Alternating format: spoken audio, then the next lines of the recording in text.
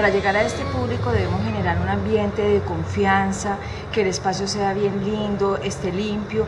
Recordemos que la palabra está con nosotros desde antes de nacer y nos acompaña toda la vida, entonces las canciones de infancia y los libros álbum, que están llenos de arte y de enseñanza, serían unas recomendaciones claves para acercarnos a este público. Por lo general nos solemos quedar con los cuentos, con el álbum, porque las ilustraciones nos ayudan a entablar esa relación con los niños, pero teniendo en cuenta que ellos se van a volver jóvenes próximamente, es bueno que exploremos también otro tipo de géneros, como la novela corta, y los llevando con mucho amor a la exploración de otras posibilidades narrativas. La segunda también tiene que ver con esa, digamos, valoración de su expresión y de su mirada de mundo, y es que a la hora de entablar el diálogo o de proponer ejercicios creativos, tenemos que estar muy pendientes de no estar sesgando la interpretación de los textos o moralizando, dando enseñanzas, sino permitiendo a los chicos realmente una expresión de cómo se sintieron en la actividad de promoción de lectura. Teniendo en cuenta que de la colección de primera infancia dotada se cuentan con material que sirve para leer y jugar, hay un material que sirve para leer y cantar y un material que sirve para leer y soñar. Entonces tratar de conciliar esa combinación entre esos tres materiales que van a permitir disfrutar como promotor de lectura esa actividad y más los niños que la van a vivir. El tercer punto que considero también interesante a tener en cuenta es que en estos procesos de lectura con primera infancia se debe llegar al punto de poder vincular al adulto responsable del cuidado de los niños, puesto que la lectura fortalece los lazos afectivos.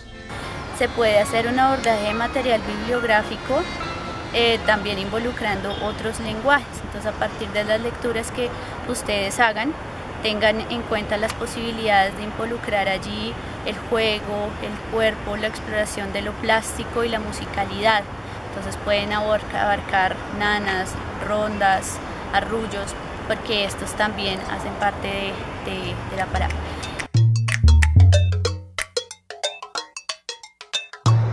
Contrario a lo que se cree, a los adolescentes y jóvenes les encanta la poesía.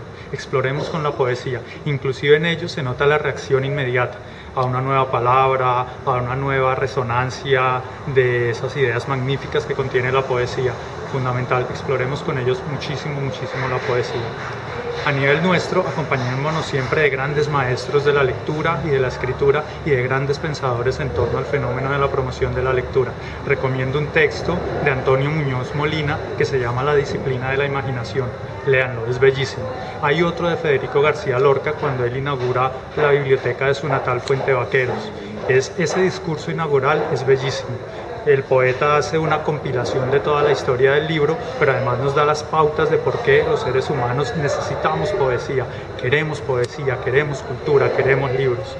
Y por último, nunca le digan a un adolescente que tienen que leer, enamórenlos de la lectura. Ellos mismos se van a dar cuenta cuando uno les está diciendo la verdad o cuando está fingiendo que le gusta leer. Entonces, antes de cualquier cosa con ellos, apasionémonos, llevemos varios escritores en nuestro corazón, aprendámoslos casi de memoria, que sean ellos nuestros consejeros de cabeza. Pues primero que todo es que debemos considerar a los jóvenes también como lectores, quitarnos esa idea de que los jóvenes no leen, poder potenciar por ejemplo la lectura del cómic, la lectura de novelas gráficas, incluso periódicos, películas, y que todas esas lecturas nos puedan llevar también pues al intercambio de esas experiencias que ellos están construyendo como lectores.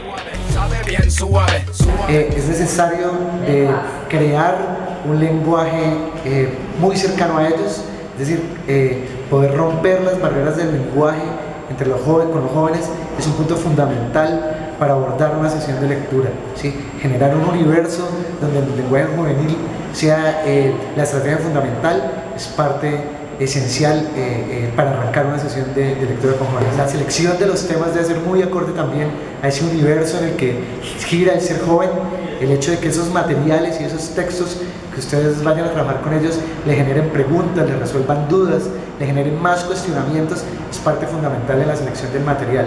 Temas como el amor, como la tecnología, como la ciencia ficción, como el terror.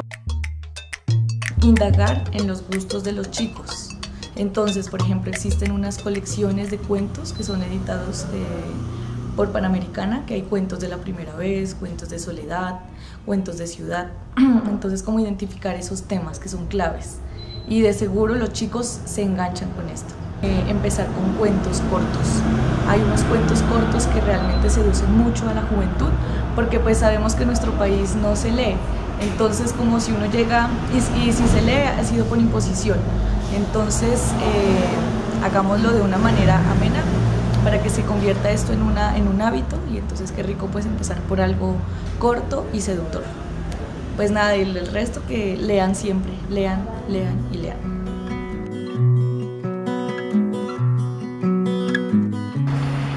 La primera es no centrarme en un solo género literario o incluso no solo en literatura. Pensar que la crónica, el reportaje, las entrevistas son textos que nos permiten entrar en diálogo, porque muchas veces es ahí donde se tocan temas cotidianos. La segunda es cuando presento obras o autores, trato de contextualizarlos utilizando otros recursos. Esto puede ser desde la música, el teatro, el cine, los documentales. Y de esa manera logro que el grupo se interese en diferentes aspectos y llegue de nuevo a las obras literarias o a sus autores. Y por último, hacer ejercicios de escritura o propiciarlos. Les voy a dar algunos tips sobre cómo trabajar con docentes. Piensen digamos, en el potencial que tienen los docentes, en las cosas buenas que ellos tengan para dar. Esto lo pueden hacer a través de una actividad en la que ellos puedan narrar, digamos, sus experiencias exitosas, ¿sí? En el que ellos puedan conversar sobre esas situaciones de lectura y escritura y esos proyectos que les dieron resultado. Digamos que ese es un momento de reconocimiento en el que ellos se dan cuenta en su historia qué elementos han sido buenos. Entonces, con eso podemos arrancar. Es muy importante poderles llevar herramientas que ellos puedan efectivamente usar en el aula y la puedan relacionar con su labor del día a día. Entonces yo pienso que es básicamente eso, quitarnos los prejuicios frente a los docentes, hacerles reconocimientos y potenciar las posibilidades que ellos tengan. Quiero compartirles como unos consejitos para trabajar con padres de familia. El primero de ellos es que no los descartemos como población para trabajar promoción de lectura, porque los acompañantes de nuestros usuarios son los más importantes. Ellos generan la atmósfera. ¿Quiénes son los que acompañan a nuestros niños? Pues obviamente son los padres de familia, quienes desde que ellos están más pequeños pueden inculcarles el amor por la lectura. El tercer consejo que quiero darles para que trabajen con padres de familia es que trabajen con ellos textos que problematicen y que cuestionen no solamente la realidad de los adultos, sino también la realidad de los niños, que no se queden solamente en los cuentos de hadas, en los cuentos bonitos, que claro nos aportan mucho, sino también todos estos textos que introducen al niño a cómo es la realidad en la que vivimos. No se nieguen la posibilidad de tener esa experiencia. 2, compartan con ellos todas esas maravillosas historias que siempre les están evocando a ellos esas anécdotas y esas historias que han vivido. Y 3, denles la oportunidad, denles a ellos la oportunidad de expresarse, de hablar y de que compartan con ustedes toda esa sabiduría infinita que los años les han regalado. Seleccionen textos que apelen a los recuerdos placenteros y productivos de esta clase de población. Textos, por ejemplo, en los cuales sea evidente la amistad, los juegos o los oficios. Segundo, textos que no sean demasiado extensos. Una lectura muy larga puede cansarlos, agitarlos. Y tercero, abran espacios de participación. Los adultos mayores desean hablar, expresarse y, consecuente con esto, un oído atento, escucha activa. Casarse solo con las leyendas, con las mitologías, ya que se piensa que a los adultos mayores solo les gustan los cuentos narrativos, sino utilizar también texto informativo, crónicas, artículos periodísticos, ya que son personas que también desean abarcar y manejar la información que se maneja en el mundo.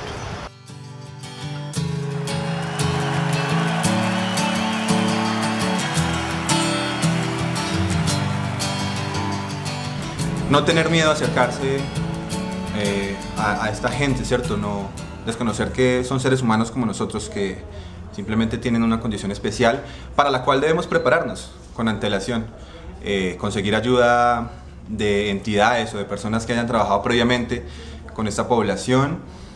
En el caso de no conocer el lenguaje de señas o no tener material en braille para población con discapacidad visual. Reconocer que algunas estrategias no pueden funcionar como quisiéramos, pero no desistir de esa bonita experiencia que es compartir con nuestros pares.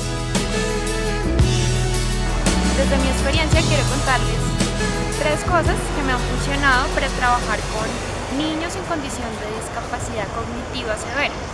La primera es llegar sin prevenciones y pensar que son niños en el cuerpo de adultos. La segunda es seleccionar textos que sean cortos, que tengan muchas ilustraciones y darle énfasis a la lectura de imágenes.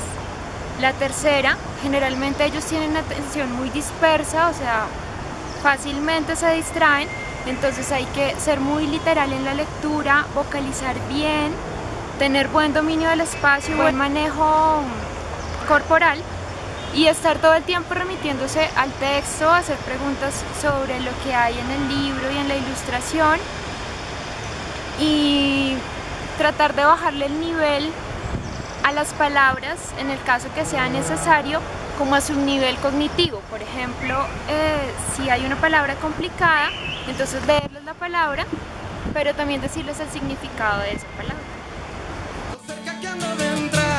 Yo les sugiero y les recomiendo que cuando ustedes hagan formación de lectura con este tipo de personas, lleven libros muy atractivos, libros ilustrados, libros muy cortos, textos cortos, porque ellos vienen cansados, agotados de una noche de trajín, de una noche de drogas, de una noche fría, entonces se dispersan muy fácilmente. Para ellos les recomiendo los libros álbum, libros que tengan que ver con temas de su cotidianidad, con su seguridad, con su tristeza, con su forma de sentir y ver el mundo. Les recomiendo un libro que se llama La Isla, es un libro álbum con unas ilustraciones muy bonitas. No los subestimemos, somos iguales y capaces de compartir historias con ellos. Tengamos siempre en cuenta que leemos para seres humanos, no para expresidiarios, no para excombatientes, para seres humanos. Entonces cada vez que tenemos un encuentro de lectura con personas, tenemos que evitar al máximo que la historia de los otros termine haciéndonos perder de vista que lo que estamos compartiendo allí es fundamentalmente nuestra humanidad. Es importante que consideremos géneros como la crónica, en el cual las personas pueden experimentar un modo distinto de la vida social y en esa medida pueden encontrar una forma nueva de pensarse como sujetos de derechos, como ciudadanos y esencialmente hallar un modo a través del cual resulte más fácil desarrollar ese proceso de reinserción, de reconstrucción del tejido social y de volverse a pensar como parte de una comunidad. Que traten de no forzar los espacios de conversación después de las lecturas en voz alta. Muchas veces ellos en las primeras sesiones no logran establecer charlas o comentarios alrededor de la lectura. Tengan la seguridad que muchas veces un silencio vale más que 1000 palabras. En la medida en que vaya pasando el tiempo, van a sentirse muchísimo más cómodos y van a ir hablando. Y el tercer tema es que aborden cualquier tipo de lectura. No tengan ningún tipo de prevención. Ustedes saben que la literatura es universal. Deja que pasemos sin miedo. El primer consejo es no dejarse llevar por la creencia que, porque son personas en presidio, no se puede leer con ellas textos que desarrollen este tema de la libertad o la pérdida de libertad. Por el contrario, leer con ellos de una forma neutra textos de esta índole los incentiva, primero que todo, a reconocerse y después a contar ellos mismos sus historias, ya sea de manera oral o de manera escrita. El segundo consejo, sin embargo, es tampoco empecinarse en lecturas de este tipo. Por ejemplo, no recomiendo mucho plantear preguntas directas y que considero impertinentes a partir de la lectura, como por qué está aquí, cuándo sale, cómo se siente estar en condición de presidio. Por último, el tercer consejo es un llamado al equilibrio y estar siempre dispuestos a hablar con ellos de temas que no están dentro del entorno, ofrecerles a ellos la posibilidad de hablar de deportes, de la naturaleza, de cierta manera ofrecerles a ellos una ventana en medio de la realidad en que se encuentran.